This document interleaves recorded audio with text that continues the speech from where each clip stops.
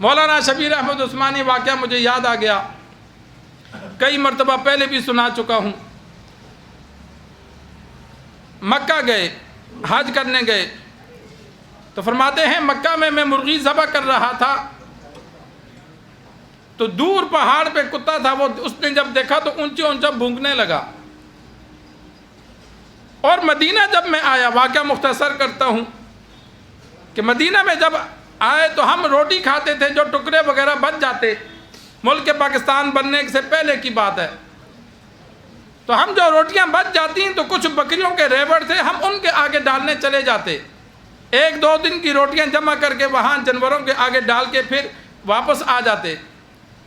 تو علامہ شبیر احمد عثمانی رحمہ اللہ فرماتے ہیں ایک دن میں نے روٹیاں بکریوں کے آگے ڈالیں تو جس طرح بکریاں فوراً جمع ہوئیں تو میں الٹے پاؤں پیچھے ہوا۔ جب الٹے پاؤں پیچھے ہوا تو میرے پاؤں کے نیچے کوئی نرم سی چیز محسوس ہوئی۔ تو کہتے ہیں میں نے مڑ کے دیکھا تو میرے پاؤں کتے پر تھے، نیچے کتا بیٹھا ہوا تھا، میرے دونوں پاؤں کتے پر آ گئے، لیکن کتا بولا نہیں، تکلیف برداشت کی، بولا نہیں، غصے سے دیکھا بس۔ کیوں نہیں بولا؟ کہ سرکار دو عالم صلی اللہ علیہ وسلم کا شہر ہے، وہاں کتے نہیں بولتے، جانور نہیں بولتے۔ تجربہ کر کے دیکھ لو، انتہائی آوارہ کتا لے جاؤ، کسی گھٹیا سے گھٹیا جانور لے جاؤ، مدینہ جا کے چھوڑ دو، وہ کبھی نہیں بولے گا۔ جانور پہچانتے ہیں، ادب کا لحاظ کرتے ہیں۔ بڑے حیران ہوئے کہ مکہ میں کتا بلند آواز سے بول رہا تھا اور مدینہ میں کتے پہ پاؤں آگے وہ نہیں بولا، اس نے آواز ہی نہیں نکالی۔ ایک بچہ ان کو وہاں مل گیا، جب یہ روٹیاں ڈالتے تو وہ بھی روٹیاں بکریوں کے ساتھ اٹھا کے کھاتا۔ اس سے پوچھا تو کون ہے، تیرا کوئی ہے؟ اس نے کہا میرا کوئی نہیں ہے، بس ایسے ہی روٹیاں کھا پی کے چل پھر کے جہاں دل کیا سو جاتا ہوں۔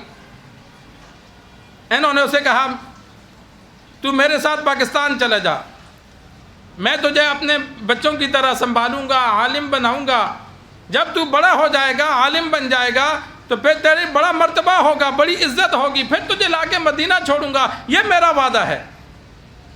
کہتے اس بچے نے کہا چلو ٹھیک ہے، تو پھر میرا ہاتھ پکڑ کے مجھے کہا چل۔ کہتے میں نے یہ سمجھا کہ شاید کہیں لے کے جا رہا ہے، کہ کوئی اس کا عزیز ہوگا، کوئی بڑا ہوگا جو اس کی دیکھ بھال کرتا ہوگا، اس سے اجازت لینے۔ کہتے ہیں وہ بچہ مجھے لے کر چلا، سرکار دو عالم صلی اللہ علیہ وسلم کے روزے پہ آ کے کھڑا ہوا۔ اس نے کہا یہ روزہ پاکستان میں ہے؟